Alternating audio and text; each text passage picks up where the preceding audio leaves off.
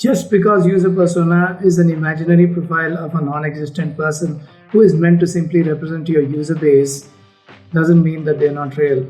In fact, when it comes to the UX project for which they have been created for, the user personas are more real than your colleagues or even your customer.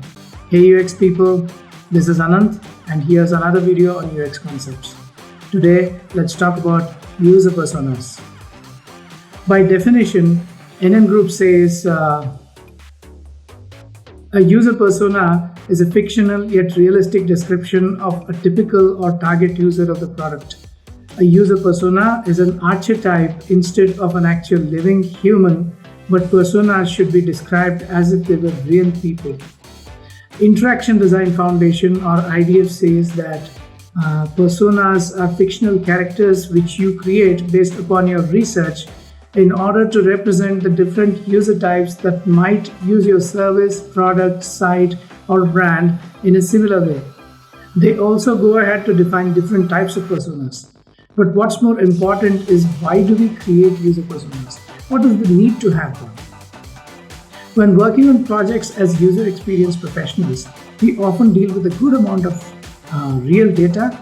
We collect a lot of information from real people in the form of user research, user surveys, user interviews, diary studies, etc. While the data so collected has to be collated and brought together, segregated into various headings, mapped into various groups, interconnected meaningfully, all this done in an attempt to gain insights into the pain points of our users and possible solutions. Why do we do all this? Plainly, to understand the person, the user, who is going to use our product. What if there was an imaginary person who behaved like a placeholder personality who would represent a typical user or a subset of your user base with all the qualities and character that you saw stand out in most of your users? If user A, B, C, D, E, and J out of A to Z users like cycling, then your user persona, which you have named Cycler, would love cycling, right? So, how to really take advantage of user personas? When creating them, make your user personas as real and as relatable as possible with all the attributes that a real person would have. So much that you should be able to have an imaginary conversation with them by looking at an empty chair, and if your colleague walked in without knowing your deal, he or she should get spit out.